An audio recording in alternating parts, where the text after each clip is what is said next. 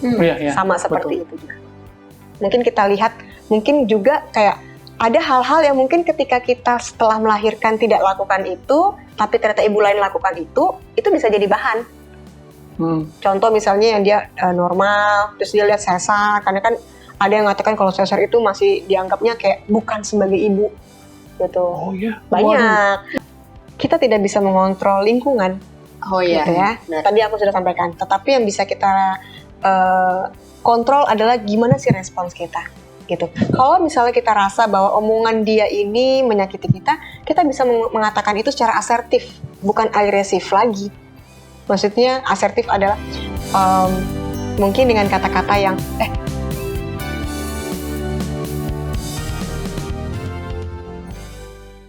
Pernah nggak kamu ketika lagi scrolling di media sosial, lalu menemukan foto ada ibu dan ada anak yang masih di bawah 5 tahun yang menurut kita tuh lucu banget. Tapi waktu kita buka kolom komentarnya, wah ternyata isinya, kok anaknya kecil banget, anaknya kurang ASI ya, kok ibunya gemuk banget ya setelah lahiran. Apakah ibunya sesar atau ibunya lahir normal ya? Nah, kadang-kadang komentar kayak gini yang membuat hati kita mungkin bisa panas ya, apalagi ibunya sendiri. Nah, yang tanpa kita sadari ternyata ini masuk dalam kategori mom shaming. Yang jadi pertanyaannya, apa itu mom shaming? Dan kenapa sangat amat mudah bisa dilakukan? Temukan jawabannya hanya di Total Health.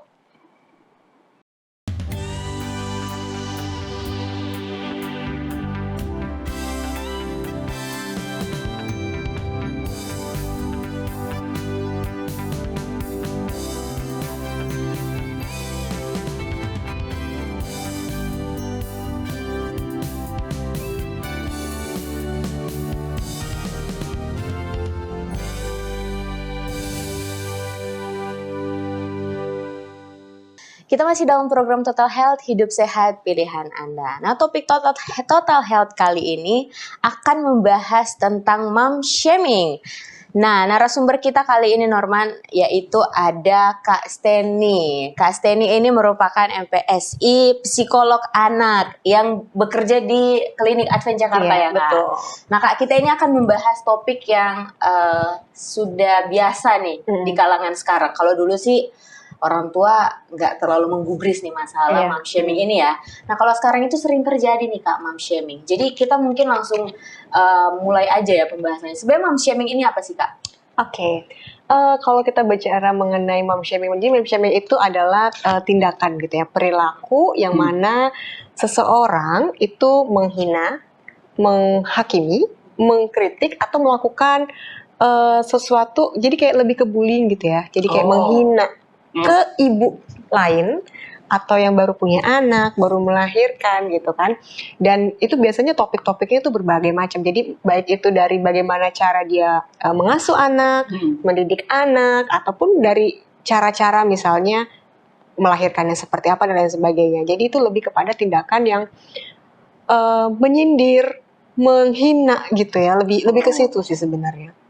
Jadi sebenarnya mereka tuh bisa jadi inginnya mengkritik, tapi sebenarnya bukan mengkritik sih, lebih ke ingin bertanya, tapi akhirnya jadi kritikan bagi maminya gitu ya. Tapi itu kan lebih, kita akan bicarakan lagi tuh kayak lebih ke bagaimana kita mengkomunikasikan sesuatu kan, gitu. Karena nggak semua orang punya kemampuan atau social skill yang bagus. Jadi itu yang bisa bikin salah tanggap nih dari penerimanya atau yang memberikan pesan itu gitu kan. Itu sih. Basically kayak tetangga-tetangga julid lah ya. Iya, itu bahasa ininya sekarangnya julid nggak julid. Jadi selain kita taunya nih ya, sekarang itu body shaming, tapi ternyata mom shaming juga ada ya. Banyak ya. Nah Kak, ini mungkin agak melimpir sedikit-sedikit nih. Kalau misalnya mom shaming, berarti ada pengaruh nggak sih itu? Kan kita juga sekarang juga lagi sering baby blues kan ya? Itu akan pengaruh nggak sih ke ibunya? Akan baby blues nggak sih? Kalau bisa, jadi kayak bisa dibilang itu kayak satu garis merah ya. Jadi kayak mungkin ketika dia mendengar, jadi kan apalagi kalau ibu-ibu yang habis melahirkan, itu dia pasti punya hormon berbeda, sensitivitasnya berbeda sekali. Orang diomongin setuk, itu dia langsung bisa meledak emosinya, karena kan mungkin namanya jadi ibu baru, tidur nggak teratur, anak-anaknya bisa ke tengah malam baru tidur gitu kan, jadi emosinya naik turun. Jadi ketika mungkin dia mengalami mom shaming itu jadi pikiran dia gitu ya, akhirnya itu akan membuat juga dia menjadi kayak baby blues juga gitu kan. Jadi kayak dia jadi stres yang berakhir juga dia jadi depresi dan lain sebagainya seperti itu. Jadi istilahnya satu rel juga sih mereka ini antara baby blues, mom shaming gitu. Juga dampaknya jadi Betul, dampaknya Gede, lebih gede, besar gede. banget. Tapi, Kak, sorry aku mau tanya. Kadang kan mungkin secara nggak sadar kita suka, ya maksudnya ya, let's say lah ada ibu baru gitu Ya. kan. Terus kita bilang, oh anaknya kurus banget. Nah, apakah itu termasuk pelaku dari mom shaming atau mungkin ada ciri-ciri khusus yang mungkin tanpa kita sadar kata kita melakukan mom shaming gitu? Oke, ini kembali lagi, gimana cara kita mengkomunikasikannya, gitu kan? Karena kadang kalau misalnya, kalau ngomong langsung kan kita bisa tahu nih ekspresimu, gesturnya seperti apa gitu kan. Tapi kalau misalnya beda, kalau misalnya di media sosial. Nah, kadang kalau misalnya di media sosial, kok anaknya kurus ya? Kadang kita yang baca itu pakai intonasinya kita, ya kan? Jadi kayak, oh ini dia dia shaming aku nih kayak gitu kan. Tapi kalau misalnya kita lihat langsung, kita lihat lagi ekspresinya gimana. Kalau memang dia kayak, kan ada juga yang nyampe tanya, kok ini supor ya? Kenapa? Gitu kan beda. Kalau dia anaknya supor ya? Kenapa?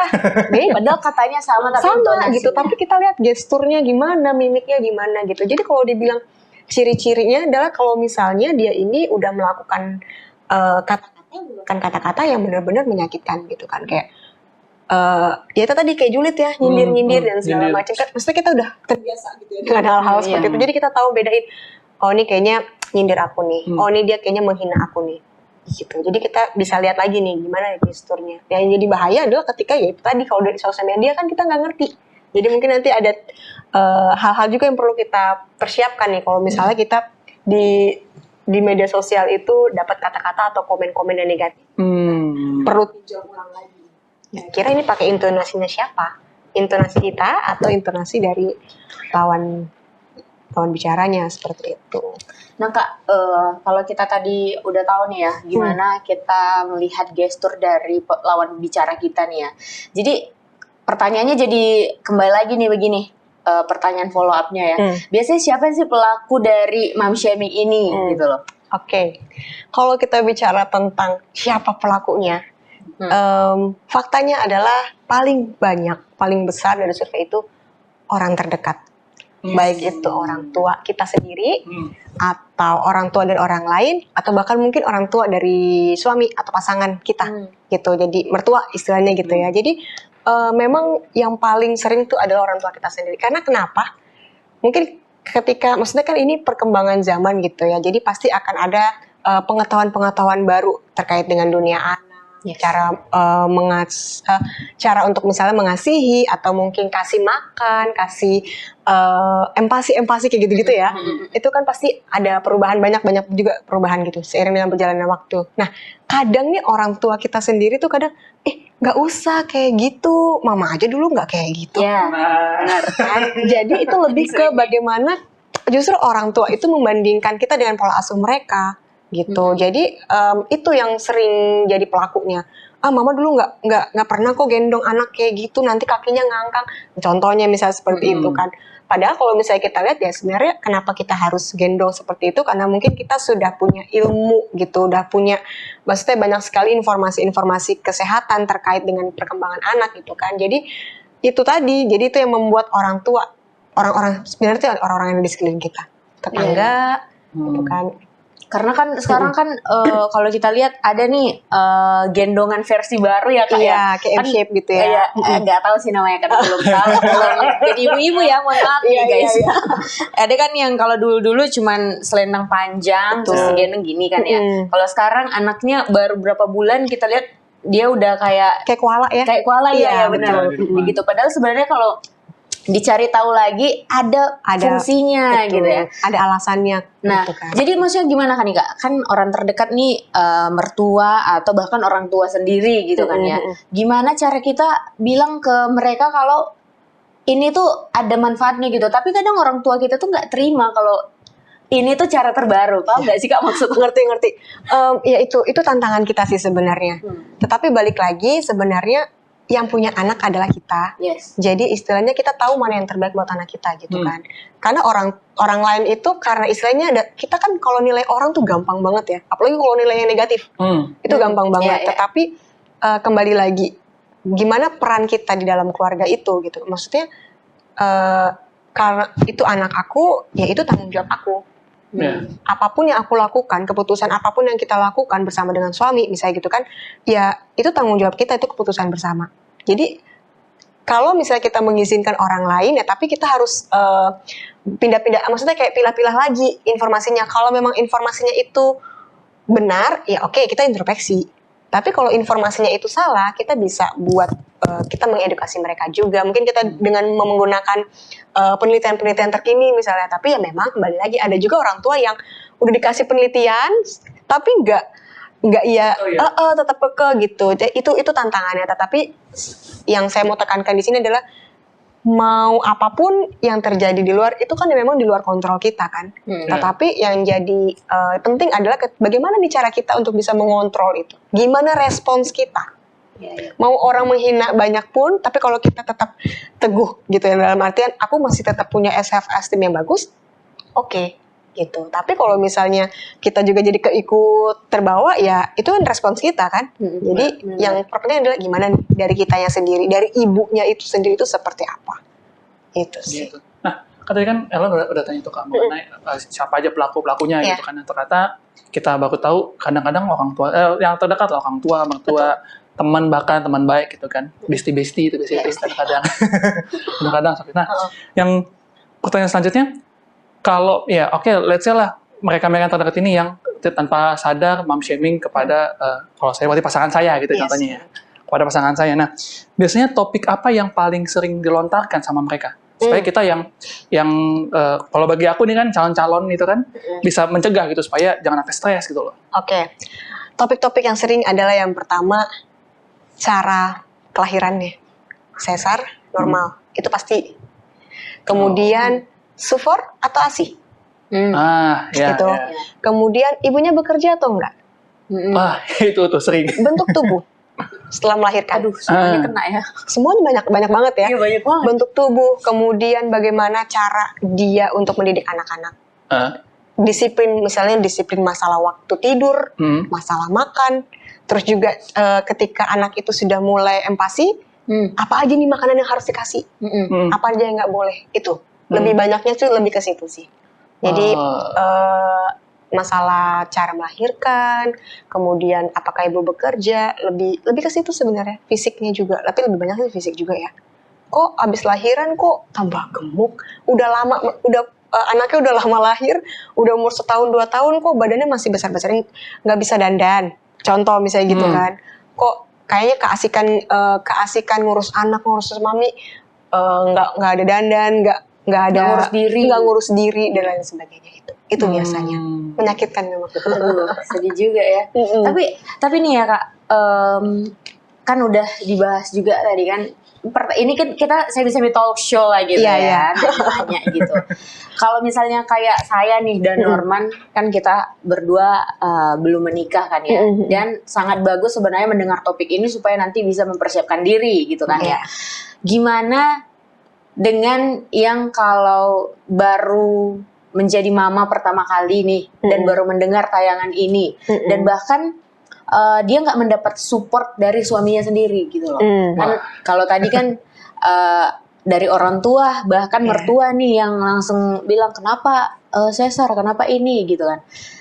Harusnya istri akan berlindung ke suami gitu kan. Kalau dari suaminya sendiri pun dia nggak dapat support nih, kita berharap bahwa pemirsa Total Health kita nggak ada yang begitu. Tapi kalau misalnya ada nih Kak, maksudnya gimana cara dia atau merespon itu atau apa yang harus dilakukan deh? Oke, ya. Kalau misalnya dari pasangan sendiri nih emang berat ya. Ini berat banget kan? Karena kan kita pasti pengennya atau harapan kita adalah suami atau pasangan itu yang bisa melindungi kita gitu kan, yang melindungi kita dalam keadaan maksudnya secara emosional juga gitu ya. Nah, kalau misalnya suami sendiri juga melakukan hal yang sama, kita perlu tinjau ulang lagi dalam arti kita bicarakan itu baik-baik gitu, bahwa ternyata apa yang kamu katakan itu menyakiti hati aku. Karena itu akan mempengaruhi cara dia untuk nanti contohnya saat mengasihi gitu kan. Kemudian bagaimana dia untuk mendidik anak-anak itu pasti akan sangat mempengaruhi. Jadi yang pertama mungkin adalah kita sebagai wanita nih harus kuat dulu self esteem-nya, gitu kan. Kalau misalnya kita memang dari awal kita tidak punya rasa, maksudnya apresiasi dulu ke diri kita, itu akan kayak mudah juga nih terbawa sama omongan orang. Jadi kita juga penting untuk memilah-milah. Apakah memang yang dikampaikan atau dikatakan ini itu perlu nggak sih saya dengarkan? Ya. Kalau misalnya perlu, kita lihat lagi itu penting nggak? Kalau misalnya nggak penting ya sudah dibiarkan aja. Tapi kalau misalnya kita rasa ternyata itu jadi bahan refleksi kita, nah itu lain lagi ceritanya, gitu kan? Oh kita mungkin lebih banyak juga introspeksi. Tapi kalau misalnya kayak, oh badan kamu tuh gemuk, sayang kok. Habis punya anak kok kamu nggak kayak waktu masih pacaran sih, masih singsem dan lain sebagainya gitu kan? Kita harus lihat bahwa memang semua ibu tuh pasti akan merasakan seperti itu, gitu kan? Perubahan-perubahan itu, dan setiap ibu tuh berbeda. Gitu. Ada yang habis melahirkan dia lebih langsing, ada yang lebih melahirkan dia memang lebih gemuk. Tetapi kembali lagi, bagaimana ibu itu mencintai diri dia sendiri dalam arti menerima, legowo.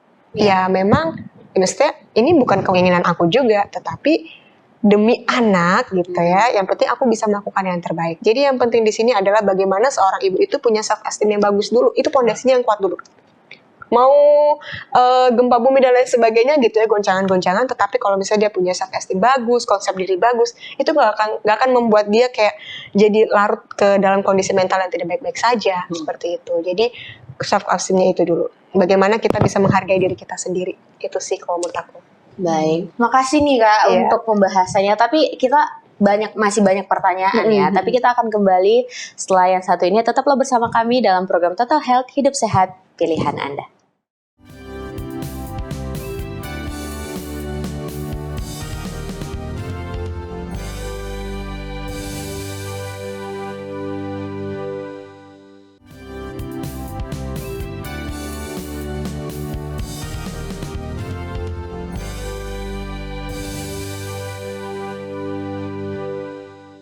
Kembali lagi di Total Health, Hidup Sehat, Pilihan Anda. Masih bersama Kak Saidi di sini dan masih ada Ellen. Ellen kok masih di sini, Ellen? Ya makasih dong, karena pembahasan ini menarik. Iya, bagus banget. Ibu-ibu nanti. Dan calon-calon gitu kan, calon-calon ibu, calon suami. Nah, Kak, tadi kan kita udah bahas nih dari topik pembahasan kenapa orang bisa mom shaming, terus siapa aja pelaku-pelakunya gitu kan. Nah, sekarang yang jadi pertanyaan aku, kira-kira nih, kan kok nggak mungkin orang tanpa sebab kan tiba-tiba bilang kok ini gini anaknya kok gitu kok gini gitu kan.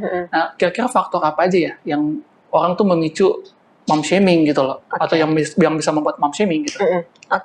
Faktornya banyak banget sebenarnya, banyak banget. Tapi kita lihat lagi, biasanya ini kan yang sering mom shaming itu adalah sesama ibu-ibu yang punya anak mungkin memang lebih besar usianya dibandingkan anak kita gitu kan. Nah, punya pengalaman. Iya betul. Jadi salah satu jadi gini, beberapa faktornya adalah yang pertama iri. Ada iri hati di situ. Yang kedua mungkin dia ada rasa lelah mengurus anak, bosan. Jadi akhirnya dia nggak tahu mau lampiaskan emosinya seperti apa, ya udahlah ngejulitin orang. Kayak dia ngerasa kayak aduh capek banget nih. Jadi kan kalau ketika kita dalam emosi yang negatif itu kan mudah untuk kita juga mengeluarkan kata-kata yang negatif juga gitu ya, emosinya. Jadi ya mungkin ketika dia udah merasa lelah, kayaknya udah jenuh kali ya, kayaknya rutinitasnya itu aja, atau mungkin nggak ada kegiatan sama sekali. Ngerti kan? Maksudnya dalam artian karena nggak ada kegiatan, jadi dia kayak cari-cari cara yang gimana sih caranya supaya aku bisa mengeluarkan emosiku. Ya udah aku mungkin kayaknya Ellen nih habis melahirkan udah dia kayaknya tambah gemuk ya. Otomatis pikirannya gitu. Jadi itu yang membuat dia jadi lebih gampang untuk menyampaikan kata-kata yang menghina dan lain sebagainya. Beda kalau orang itu produktif. Kan udah, kalau ketika kita produktif, kita punya kegiatan-kegiatan lebih positif, itu pikiran-pikiran negatif itu kayaknya nggak terlalu banyak nempel gitu kan. Nggak ada waktu gitu ya. Nggak ada waktu untuk ngurusin hal yang kayak gitu. Ya, gitu. Jadi kadang yang misalnya yang ibu-ibu gabut gitu ya, yang nggak ngerti mau ngapain, ya udahlah. Kayak ya itulah, kayak tetangga-tetangga yang mungkin jadi kok istri banget ya, suaminya ganteng misalnya kayak gitu ya. Itu kan dia nggak ngapa-ngapain ya, dia nggak melakukan hal-hal yang bermanfaat lah selain ngomongin orang misalnya kayak gitu. Kemudian juga karena mungkin dia punya hubungan yang kurang baik dengan suami. Gitu. Jadi dia mungkin komunikasinya juga tidak baik dengan suami gitu kan. Mungkin ada masalah-masalah internal dalam keluarga yang dia tidak bisa juga untuk keluarkan itu, sampaikan itu. Ya udah, akhirnya mungkin dia bisa, udahlah, aku ngerasa tertekan, aku akan buat kamu tertekan supaya aku lebih puas. Dapat nggak ya maksud aku? Jadi kayak istilahnya ada rasa yang aku nggak mau tertekan sendiri. Oh, ada sasaran nih. Lapisan ke sana jadinya. Kalau misalnya kita pernah bahas tentang bullying ya, korban itu bisa loh jadi pelaku. Sama seperti itu juga. Mungkin kita lihat, mungkin juga kayak ada hal-hal yang mungkin ketika kita setelah melahirkan tidak lakukan itu, tapi ternyata ibu lain lakukan itu bisa jadi bahan. Contoh misalnya yang dia normal, terus dia lihat sesar, karena kan ada yang mengatakan kalau sesar itu masih dianggapnya kayak bukan sebagai ibu gitu. Banyak. Banyak sekali itu banyak ya. Contohnya juga saya kan juga sesar ya kemarin. Ada kelihatan gitu ya orang-orang yang menggunjing gitu-gitulah kayak kok sesar sih, padahal dulu anak saya kelilit 2 kali, kelilit juga tetap bisa normal. Itu kelihatannya sepele gitu, tapi saat itu masih baru melahirkan dan sesar tuh sakit bro. Itu sakit banget. Aku memang nggak tahu gimana rasanya normal gitu ya. Tapi istilahnya dua-dua ini kan sama-sama apa ya, punya efek gitu, dan itu antara hidup dan mati loh gitu kan. Itu yang penting. Jadi bukan yang berarti normal itu pasti jadi ibu seutuhnya. Mungkin dia belum rasain tuh sesar kayak gimana rasa sakitnya, gimana rasa perihnya. Itu kan pasca melahirkan tuh baru kerasa yang sesar kan. Itu sih. Jadi kadang kita nggak nyadar gitu kalau misalnya hal-hal yang kita katakan itu menyakitin hati orang lain. Itu sih. Jadi lebih ke situ. Atau faktor-faktor. Ada ini nggak, faktor-faktor karena sering nonton sinetron contohnya. Jadi karena gabut atau sinetron akhirnya kebawa. Itu masuk nggak sih? Faktor nonton film gitu, nonton apa? Bisa jadi. Apalagi kalau sinetron tuh kadang juga pasti ada antagonis di situ ya. Maksudnya yang julidnya. Itu kayaknya tanpa antagonis di sinetron nggak seru kan? Iya. Tapi itu tuh kayak ini loh, kayak sesuatu yang kayak bikin orang latah. Oh dia menghina, udah aku juga bisa menghina. Jadi kayak ngebully. Kalau kita ngebully kan, misalnya kamu ngebully Ellen, nanti lama-lama di situasi yang berbeda, Ellen juga akan ngebully orang. Kayak gitu-gitu. Jadi kayak ada lingkaran setan di situ ya. Itu tadi yang kayak Kak bilang, korban pun bisa jadi. Iya, korban pun bisa jadi pelaku. Karena apa ya? Mungkin karena dia nggak bisa. Waktu itu dia nggak bisa asertif. Akhirnya ya itu penekanannya, gue dulu kayak gitu, berarti lu juga harus bisa kayak gitu. Gitu kan. Jadi itu yang aku lihat. Bagaimana, kenapa orang-orang yang melakukan mom shaming itu faktornya banyak banget sih. Banyak banget. Apalagi kalau dia memang ada isu-isu mental gitu kan. Itu yang perlu kita selidiki. Jadi kita harus mengingatkan lagi nih ya Kak sama penonton-penonton Total Health kita nih. Itu tadi menarik banget dan itu sering terjadi tentang kayak ibu melahirkan itu lebih dinyatain jadi ibu kalau dia melahirkan secara normal. Itu kayak kita harus perlu tekankan karena ibu yang melahirkan normal dengan sesar itu sama-sama mengandung 9 bulan gitu kan. Dan perbedaannya cuma saat cara ngeluarin doang gitu kan. Karena kalaupun dia sesar kan pasti karena anjuran dokter gitu kan. Dan ini para penonton Total Health, semoga Anda semua tidak demikian ya. Anda harus berpikir lebih luas lagi gitu kan. Nah Kak, kalau kita sudah tahu nih faktor dari mom shaming itu. Jadi tujuan mereka melakukan mom shaming itu apa ya gitu. Apa gitu.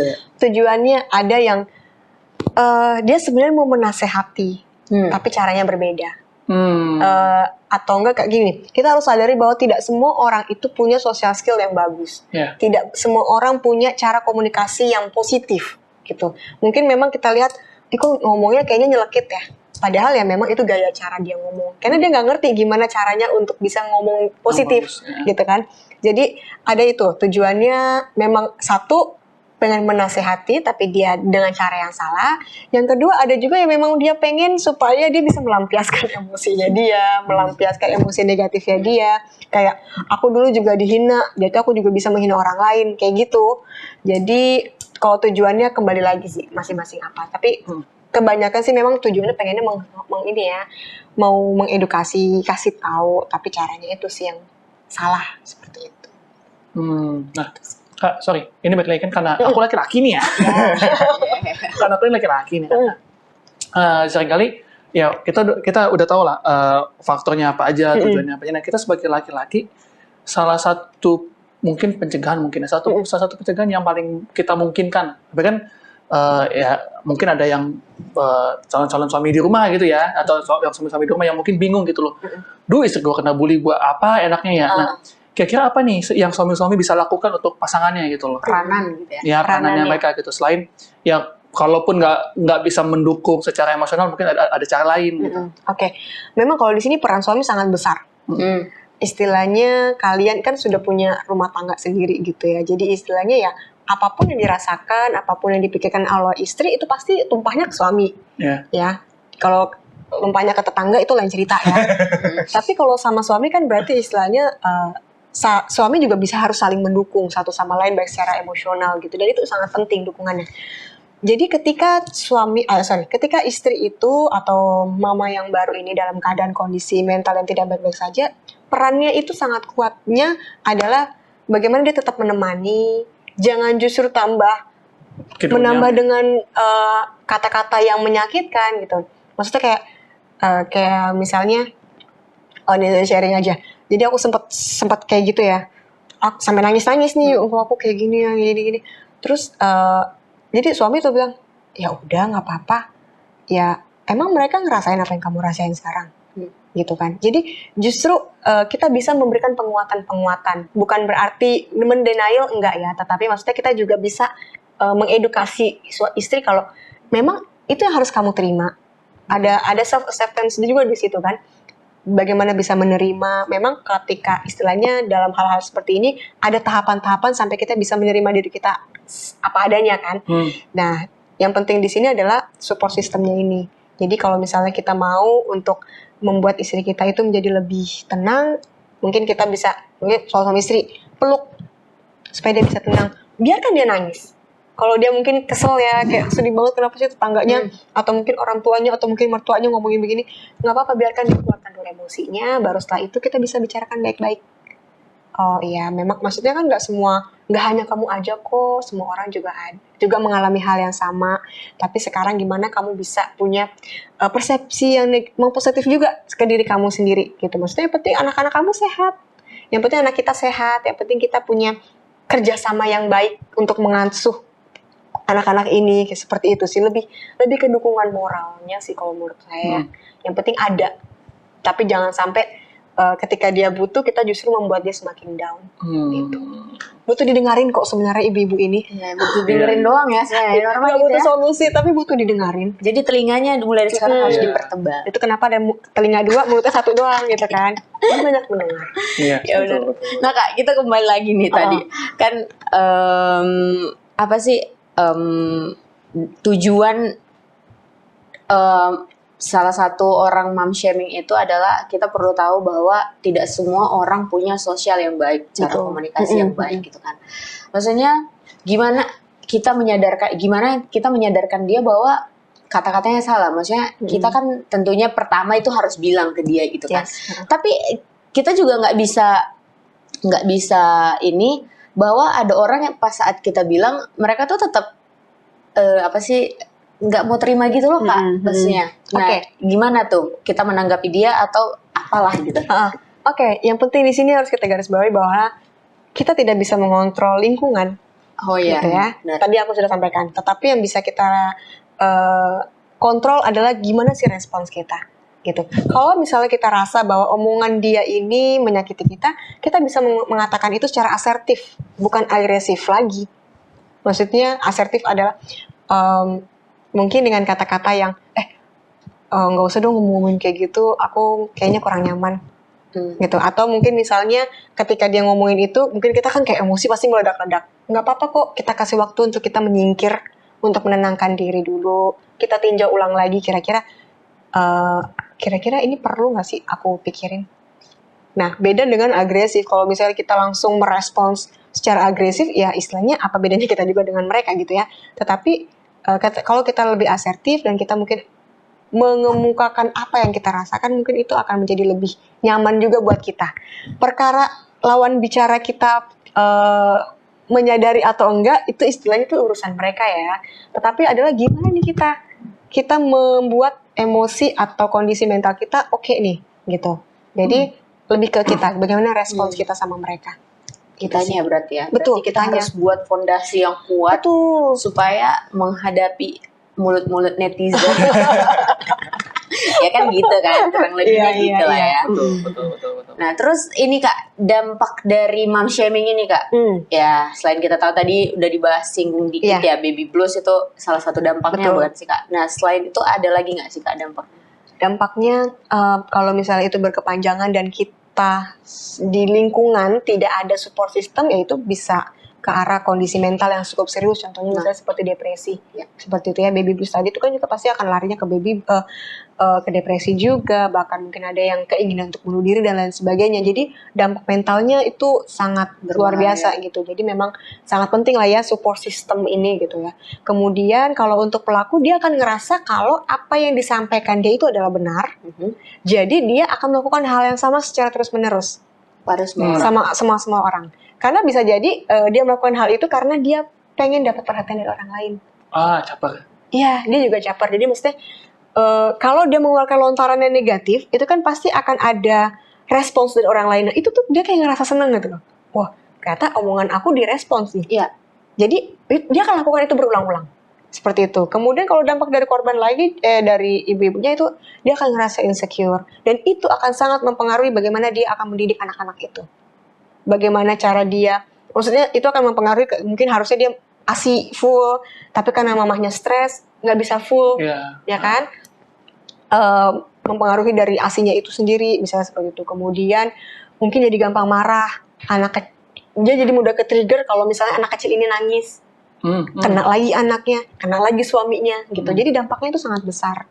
Jadi nggak yang hanya sekedar aku bisa bikin kamu sakit hati, udah selesai. Enggak, dampak untuk ibu atau korban ini tuh sangat besar sekali secara mentalnya gitu. Bisa bikin rumah tangga rusak berarti ya? Bisa jadi gitu. Itu dampaknya ya, itu sangat luar biasa dampaknya yang kita mungkin nggak ngerti ya, ternyata dampaknya seperti itu.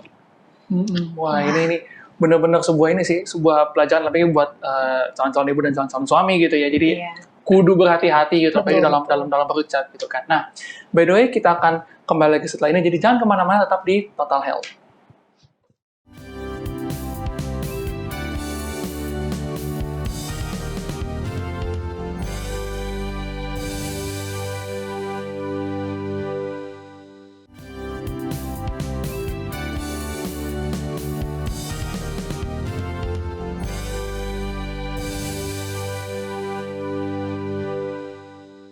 Kita masih dalam program Total Health, hidup sehat, pilihan Anda. Nah, di tangan saya sudah ada mitos atau fakta. Tapi sebelum kita akan masuk di mitos atau fakta nih, kita masih dengan narasumber kita, Kak Steny. Kita akan bertanya, ada pertanyaan-pertanyaan follow up nih ya Kak, yang harus kita lakukan ya tentunya. Bagaimana cara merespon kita sebagai mami nih ya, yang baru lahir, terhadap itu bully atau orang yang sering ngejudge kita ya, dan bagaimana cara mencegah nih? Mencegah kan berarti belum melahirkan kan ya, bagi ibu-ibu hamil atau mungkin untuk saya yang akan menjadi seorang ibu nanti. Oke, kalau merespons dari mom shamer ini itu adalah yang pertama mungkin kita juga perlu ambil waktu ya, dalam artian untuk memproses nih, kira-kira apakah yang disampaikan ini memang hal yang perlu kita pikirkan, hal yang perlu kita abaikan, atau mungkin emang harus kita menjadikan kita jadi kayak introspeksi diri gitu. Oh ya, kayaknya aku harus perbaiki itu, gitu ya. Itu yang perlu kita kenali dulu. Maksudnya kita harus bisa memilah-milah itu dulu supaya jangan sampai kalau misalnya kita terlalu cepat untuk merespons, itu kan justru kita juga sih yang rugi gitu ya, rugi secara emosional dan lain sebagainya gitu.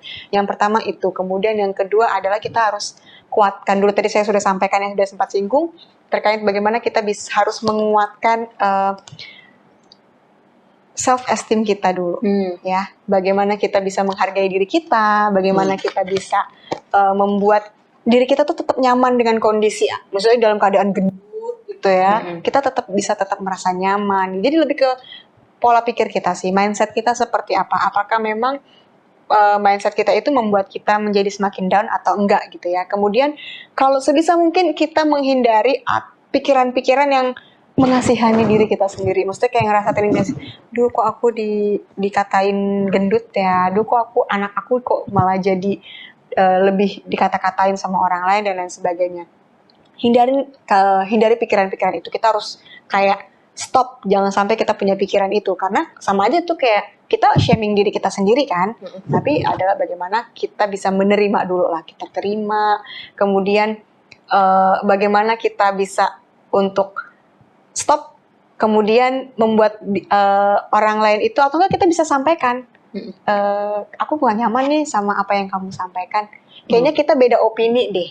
Mungkin kalau kamu rasa opini kamu A, opini aku B, jadi yaudah deh kayaknya kita nggak usah bicarain itu. Daripada kita nggak sejalan, sama aja. Kita boleh melipir. Atau kita bisa tanggapi dengan senyuman, gitu kan, dibandingkan kita balik marah-marah, yaudah Senyumin aja. Gitu. Senyumin aja, chill gitu ya. Itu sih. Tapi yang penting adalah bagaimana kita bisa punya konsep diri yang kuat. Itu dulu sih. Yang penting kita nyaman dengan diri kita juga ngerasa happy gitu ya, ngerasa lebih luasa dengan diri kita, keadaan kita apapun itu akan membuat kita lebih nyaman. Yang penting kita menerima. Yang penting support system. Ya, berarti penting banget gimana kita manage pikiran kita. Betul. Gitu ya. Itu banget. Pikirannya tuh memang penting banget ya. Karena kalau memang udah salah, kemana-mana. Karena kan kalau misalnya kita tahu kalau dalam psikologi itu ada yang namanya 3P. Perilaku, pikiran, perasaan atau emosi. Jadi kalau salah satu itu kena, ya itu akan mempengaruhi. Kalau kita punya pikiran negatif, secara otomatis emosi kita jadi negatif, perilaku kita juga jadi negatif. Kayak tadi faktornya kan. Kenapa sih ibu ini suka banget mom shaming? Ya itu mungkin karena dia punya pikiran negatif. Kenapa bisa punya pikiran negatif? Ya mungkin karena dia belum bisa untuk meregulasi emosinya dia. Dia punya masalah, dia pikirkan negatifnya aja. Outputnya negatif. Larinya ke perasaan, aku syega, aku marah, kayak gitu-gitu. Larinya ke perilaku, oh yaudah, aku mau balas dendam dia. Aku akan buat dia jadi semakin terpuruk, misalnya seperti itu. Itu sih. Oke. Padahal mak seharusnya kalau misalnya pikirannya negatif, mau dikeluarin nih, keluarin sebenarnya yoga aja ya, kayak sedangkan yoga atau meditasi Muay Thai, gitu ya, boleh lah gitu, daripada mulutnya buat orang jadi sakit hati kan. Biasanya gitu, cuman bisa jadi kan Kak, orang yang gabut itu yang kita bilang itu orang yang iri gitu ya. Iya, betul. Mereka tuh biasanya juga tertekan gitu ya di dalam keluarganya, makanya dia bisa gabut gitu. Karena orang produktif itu kayaknya nggak akan begitu. Betul. Ya kan? Bisa juga kita bisa jadikan mereka teman loh. Dalam arti mungkin mungkin kan pasti dia melakukan hal seperti itu, kayak tadi salah satunya adalah mungkin dalam keadaan hubungan rumah tangganya yang tidak harmonis gitu ya, ada masalah-masalah gitu. Mungkin kita bisa jadi pendengar yang baik dibandingkan kita mungkin membalas gitu ya. Mungkin kita gimana keadaanmu? Iya, keluarga gimana? Kue gitu ya. Iya, kita bisa balas kejahatan dengan kebaikan kan? Kita dengarkan mereka aja, bisa jadi teman. Mungkin mereka kadang orang-orang ini adalah orang-orang yang sebenarnya mungkin mereka nggak tahu pelampiasan mereka seperti apa. Suaminya yang terlalu cuek misalnya, akhirnya dia juga terabaikan. Kayaklah aku ngurusin orang lain supaya aku dapat perhatian. Begitu. Wah, kompleks. Manusia kompleks. Gitu. Oke nih Kak, sebelum kita masuk kesimpulan ya, kayaknya Kakak tadi udah masuk hampir ke kesimpulan. Hampir ya. Jadi saya cut dulu lah ya. Jadi kita masuk ke mitos atau fakta nih. Nah Kak, ini kita sudah masuk ada mitos atau fakta ya.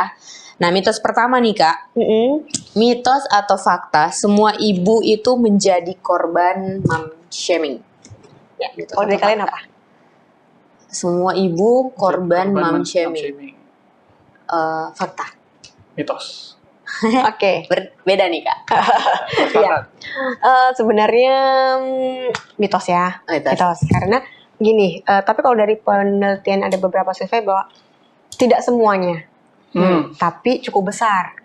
Ada sekitar 88% ibu pasti mengalami mom shaming. Gitu. Jadi itu kembali lagi ke diri kita masing-masing, ke ibunya ini. Bagaimana cara dia untuk bisa menanggapi itu tadi? Apakah dia punya konsep diri emang udah bagus nih? Ada yang memang dia nyaman dengan keadaan dia yang besar gitu ya, badannya gendut, nyaman-nyaman aja. Jadi mau dihina juga mungkin dia akan balas balik, yang penting anak gua sehat.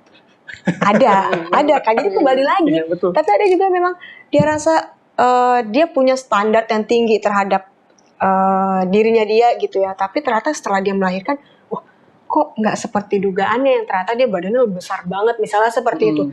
Itu akan membuat dia jadi kecil hati, jadi insecure. Jadi itu yang akan membuat dampak-dampaknya itu seperti itu ya. Jadi nggak nyaman, dan itu berdampak ke anaknya juga gitu. Jadi apakah semuanya? Tidak semua, tapi presentasinya cukup besar loh Nah, itu. untuk korban ini, seperti itu. Gitu. Oke. Semua memang. Tidak semua. Nah, Iya. cuman cukup besar aja. Betul. Cukup banyak aja. Cukup banyak aja korbannya Cukup ya. banyak. Oke, kita masuk yang kedua nih. Siap-siap lah. Mom shaming adalah cara untuk menasehati ibu lain. Mitos atau fakta? Siap? 1, 2, 3. Fakta. Mitos. Beda lagi nih kita, Kak. Kita kesabaran mulu deh. Tadi pertanyaannya apa? Mom shaming mom adalah shaming. cara menasehati Cara ibu yang lain, cara ibu lain. Ibu lain. Oke. Mitos ya. Lagi-lagi. Kenapa mitos? Karena begini, itu ya, memang kita perlu banget untuk menumbuhkan rasa kesadaran terhadap diri sendiri dan juga terhadap orang lain, empati, peka gitu ya. Kalau misalnya kita memang pengen menasehati, kita bisa menasehati itu dengan kata-kata yang lebih positif. Atau bahkan daripada kita alih-alih memberikan kata-kata yang negatif, kenapa kita nggak mendukung dia? Contoh misalnya, dia sufor, tapi ternyata ada masalah-masalah medis di situ, kan kita nggak bisa menyalahkan ibu ini dong. Iya. Apalagi nih yang jadi salah adalah ketika gini, kok kamu sufor sih, kan harusnya babunya tuh ASI loh, ASI. supaya anaknya itu bisa begini. Harusnya, nah ini kan udah standarnya udah beda lagi kan. Jadi dibandingkan begitu, kamu sufor ya, nggak apa-apa, yang penting kamu bisa mendidik anaknya dengan baik gitu kan, tetap memberikan nutrisi-nutrisi yang baik juga. Kita nasihatinnya seperti itu kan akan berbeda. Iya. Dibandingkan dengan kata-kata yang menyakitkan. Kalau kita bisa mengatakan hal yang positif, kenapa harusnya negatif?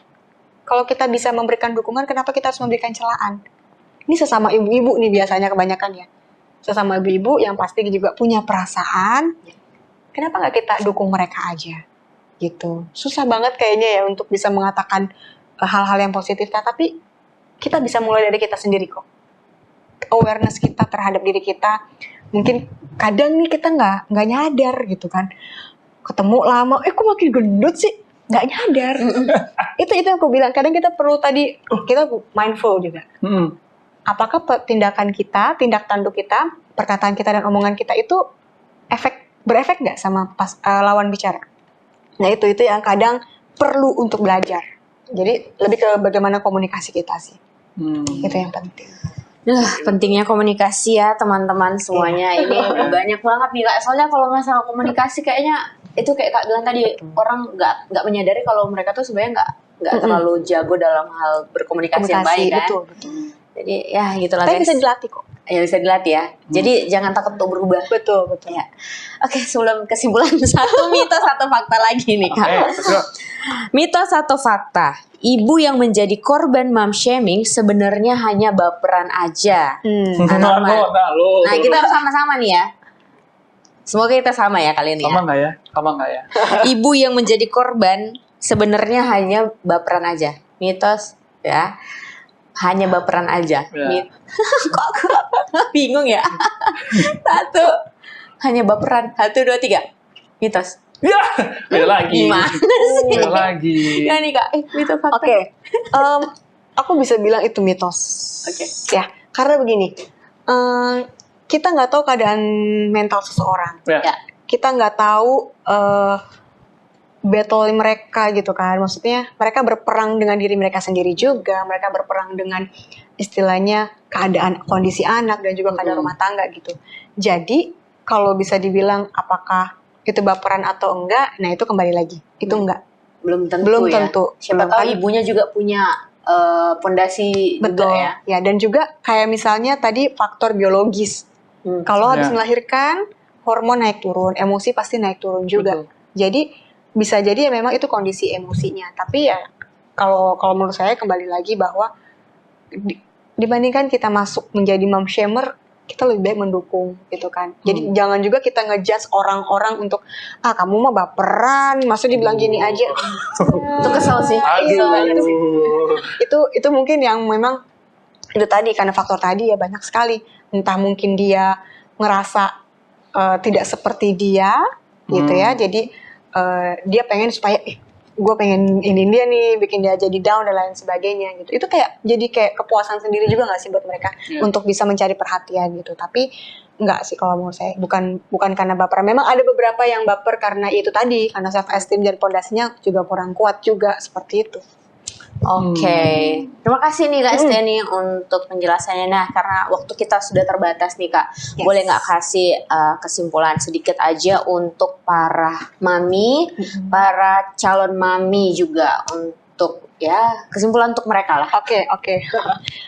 Kesimpulan yang saya bisa sampaikan adalah bahwa apapun yang terjadi di luar sana itu bukan di dalam kontrol kita, tetapi bagaimana kita bisa mengontrol respons kita. Tapi yang terpenting di sini adalah untuk para mama-mama yang mungkin jadi korban, kita belajar untuk bisa mengapresiasi juga diri kita, perjuangan kita gitu ya, karena melahirkan anak, membesarkan anak itu nggak ada sekolahnya, jadi memang nggak ada standar khusus gitu ya, tetapi yang penting kita bisa melakukan yang terbaik. Kita bisa cari support system dari suami, atau mungkin kita bisa mencari support group ya yang punya masalah-masalah yang sama, itu bisa membantu kita meningkatkan kepercayaan diri kita.